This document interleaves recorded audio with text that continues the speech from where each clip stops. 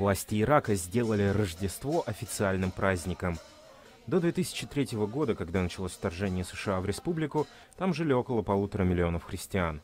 Однако с тех пор их количество сократилось всего до 300 тысяч.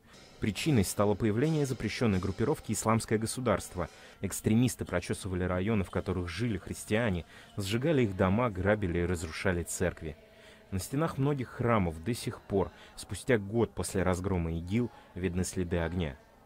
Оказавшись перед выбором отречься от Иисуса или погибнуть, многие верующие предпочли бежать из страны. Сейчас они начинают возвращаться домой. Определенно мы можем сказать, что в стране стало безопаснее, чем раньше. Мы наслаждаемся стабильностью и защищенностью здесь, в Багдаде. И исламское государство повержено. Некоторые христианские семьи вернулись. Надеюсь, и оставшиеся приедут.